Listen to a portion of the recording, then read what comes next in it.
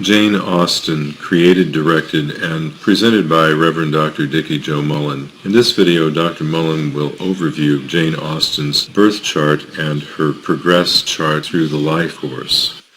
In reading a birth chart, interesting celebrities are a really good technique. And this is astrologer Dickie Joe Mullen in Orlando, Florida, with an example of how to interpret a birth chart. And I've selected one of my favorite authors, Jane Austen, from staid Regency England to the 21st century's million-dollar babe of the hour. Jane is everywhere. That's an actual sentence, a statement that was uttered with an absolute mood of joyfulness by a teenage client I saw recently. She came to me at my office here in Orlando for a horoscope and tarot reading. The session was a gift from her parents in honor of her about to finish high school. However, she wanted to go in an unusual direction with her reading. This high schooler brought out a deck of new tarot cards, the Jane Austen Tarot, and I bought my own deck after she left because I was so intrigued with it, and shyly requested that I use that deck for her portion of the reading that was involved with the tarot. She then asked whether I knew if her horoscope was at all like that of her favorite author's birth chart. Now, fortunately, on a hunch, having heard that my young client was so devoted to her Jane Austen blog, which she writes in nearly every day, I had prepared a copy of the brilliant 19th century novelist's natal chart. And as we spent the remainder of the hour discussing it, I was moved by this teenager's genuine devotion to and deep knowledge about Jane Austen, the poor clergyman's daughter who had lived a very brief life so long ago. Jane Austen was a Sagittarian. She was born December 16th of 1775, just minutes before midnight, according to a family source. So we have a birth time for her at a rectory in the tiny village of Steventon, Hampshire, near Basingstoke, England. Jane's ascendant or rising sign is about 24 degrees of Virgo, and this gives her Neptune at 24 degrees Virgo, exactly rising at birth. Jane's sun was 24 degrees Sagittarius, exactly square Neptune, the planet of imagination and illusion, and her writing is incredibly imaginative and clever, with a touch of the cynical and sarcastic.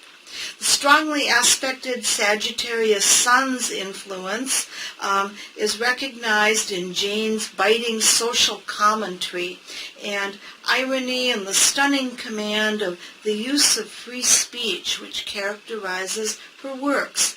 The sun also links to vitality and the life force, and Jane's health was very fragile.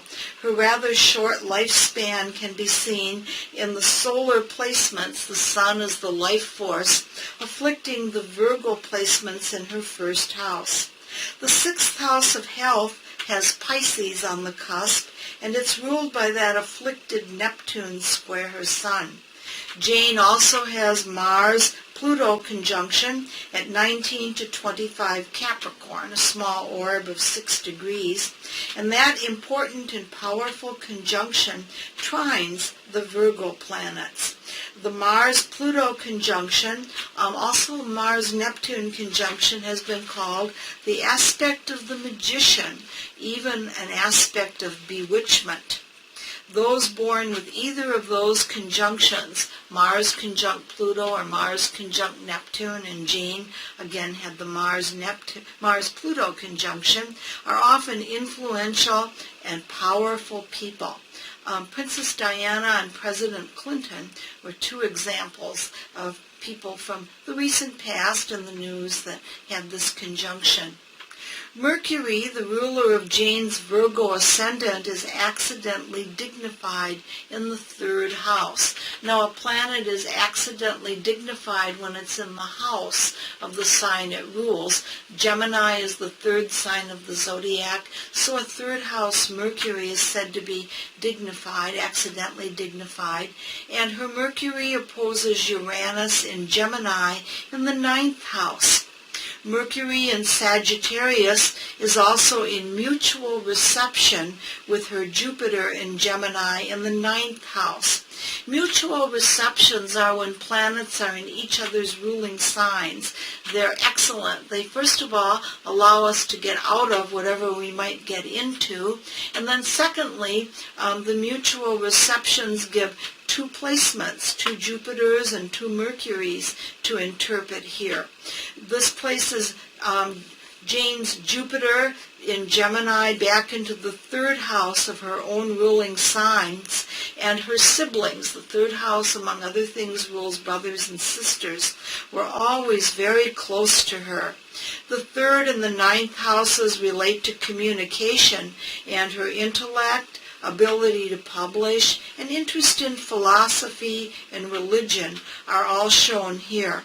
Astrologically, the secret to understanding the source of Jane's genius lies in studying the exceptional mutual reception pattern and influences of the planets in her third and ninth houses. Cadent houses relate to the future. In the zodiac, we have groupings of cardinal houses and cadent and succedent, and the cadent are the most subtle, and Jane's cadent houses are very strongly accented. She was a celebrated novelist, yes, in her own lifetime. Her writings, though, are enduring in appeal, and actually they've become more and more popular over the years. They have some sort of important message for the future, because in just this first decade or so of the 21st century, movie ticket and book sales have reached the $100 million mark for Jane's novels. Jane Austen book clubs meet around the world to discuss and appreciate her works. The mysterious and fateful twists, all involving love and relationships, are a prominent theme in the Austen books. Now, Jane had her natal Venus in Scorpio, and this can explain her fascination in exploring deep and subtle passions. By all accounts, Jane was extremely likable and charming. She is said to have never hurt a friend or relative with her writing or her spoken words. She was born with her moon at 14 degrees of Libra, and that's trine her Jupiter in Gemini, and it is at a wide, favorable sextile aspect to her Sagittarius sun. All of this shows a refined and considerate person, adept at social skills. The moon is also in a close conjunction with Saturn, though, and this can be an aspect of depression and loneliness. The moon-Saturn conjunction in the natal chart is one of the more difficult patterns to find, and she was a lifelong spinster. The Moon-Saturn conjunction at 19 degrees of Libra, the sign of marriage, squares her Mars. And Saturn, which delays and denies, rules her fifth house of romance. So this pattern shows her disappointing personal attachments.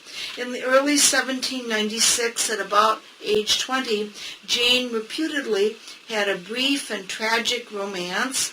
Considered an attractive woman, she waited patiently for an ideal and respectful love. She met Tom Lefroy, a handsome Irishman, while on a family seaside outing.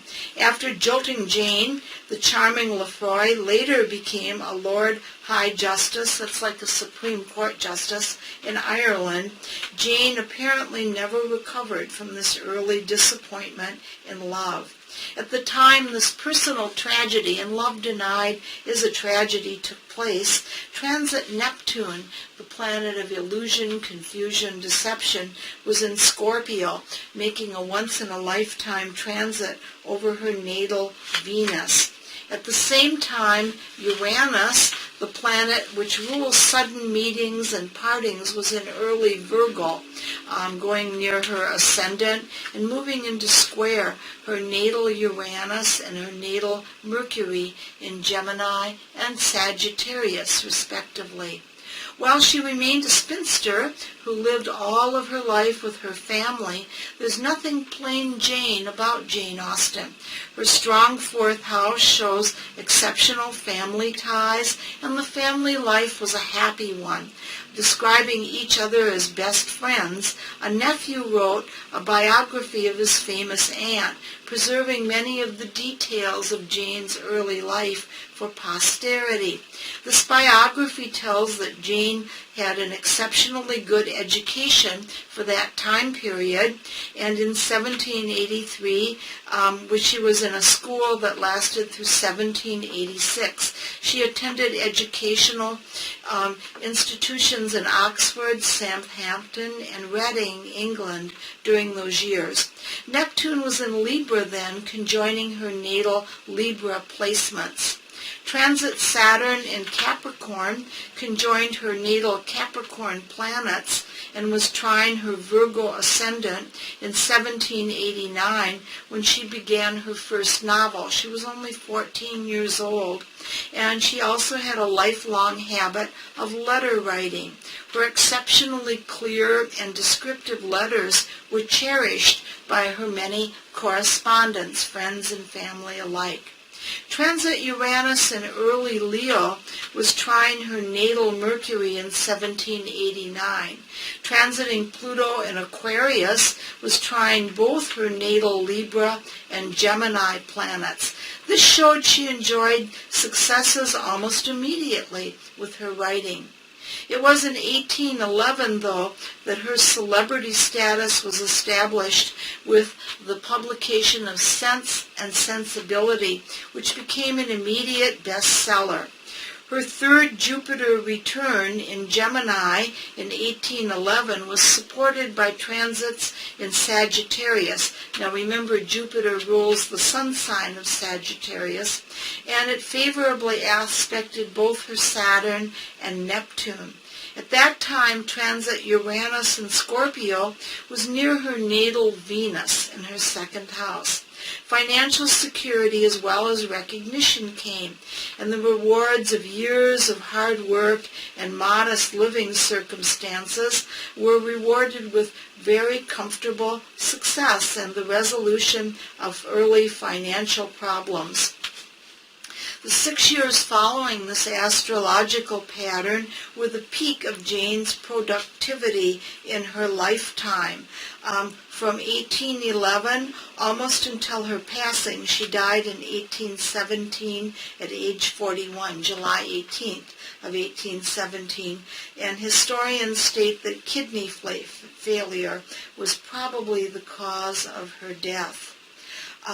Although Jane always had devoted followers, the recent past 12-year or so period has marked a major revival of interest. It actually began in about 1995 when Sense and Sensibility is released as a film starring Emma Thompson, and the award-winning screenplay came into play when transit Pluto was in Sagittarius, again activating her Mercury and her Sun in her natal chart. During the summer of 2007, both Jupiter and Pluto were near Jane's natal sun in Sagittarius. Now, she had passed away, of course, more than 100 years before, but in the chart of a famous person who still continues to influence, the birth chart will show how, say, those effects are going into play. An example is how King Richard III, who died in the 1400s, was recently unearthed in England, and his skeletal remains were found. There was a lot of publicity in recent times, and he was reinterred, and his natal birth chart showed all of that, making that germane to Jane. She was the Paris Hilton of the early 19th century and a very hot inventor chick. Her other major novels are now bestsellers: Pride and Prejudice, Emma, Persuasion, Mansfield Park, as well as Sense and Sensibility. They're among the popular icons of contemporary culture. She wrote during peaceful intervals of a domestic time that was busy and happy, the time of the American and French revolutions, and changing politics and mores were coming into play. The Industrial Revolution was yet to come, and new editions of her classic books and a variety of film versions have made the Jane Austen revival a true phenomenon. On a recent vacation to England, of course, I had to make a pilgrimage to the steady stream of devoted places where the Janeite fans go, and one of them was Jane's gravesite in Winchester Cathedral. And near Jane's final resting place, which is marked by a large plaque, the atmosphere of the cathedral had a light, happy quality, and I was pleased to eavesdrop on a cheerful discussion about her books, shared by men and women of all ages from different parts of the world who had gathered there just on a regular day to pay homage to the bright and enigmatic personage of Jane Austen. This was originally developed to surprise my client for her first reading, and I hope you've enjoyed this peek at how a birth chart is interpreted and how the transits at different times can affect a life. This is astrologer Dickie Jo Mullen in Orlando, Florida, and a Janeite, devoted Jane Austen fan, and a former English major from the University of Florida. Reverend Dr. Dickie Jo Mullen, astrologer, psychic, and parapsychologist. Dr. Mullen provides the following services: astrology, psychic, rune, and tarot card readings, face-to-face and Zoom readings and seances, and webinars and face-to-face presentations. Thank you for watching. Reverend Dr. Dickie Jo Mullen can be contacted at her skymaiden@juno.com email address. She also has a Facebook page, which she invites you to view, and her WordPress site, where she has additional resources.